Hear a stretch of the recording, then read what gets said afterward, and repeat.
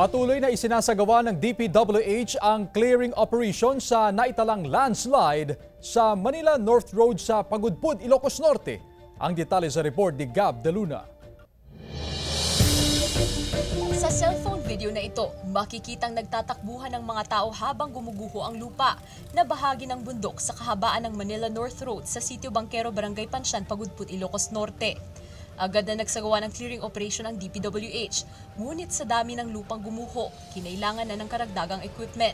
Karamihan sa mga stranded na individual, 2 araw nang matyagang naghihintay at dito na rin nagpalipas ng gabi. Sa tindi ng traffic, kaya nagtitiis kami dito na nakatayo sa tabi ng daan, wala kami magagawa, ma'am, hindi may yung nagiba na lupa. Tuloy pa rin ang clearing operation at ngayon ang target namin is magkaroon ng daanan kahit man lang one way para mabawasan po yung mga stranded na motorista.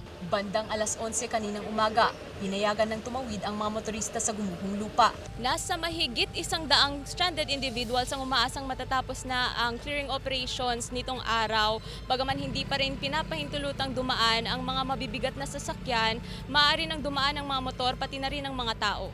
Nakakatakot pero kayang-kaya kasi para sa para sa trabaho . Ayon sa DPWH, kinakailangan pa ng 2 hanggang 3 araw bago maging totally passable ang kalsada.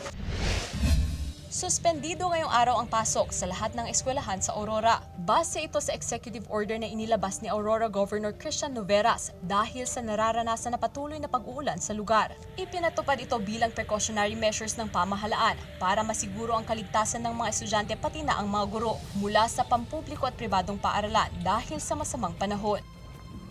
Gab De Luna, 1 North Central Luzon.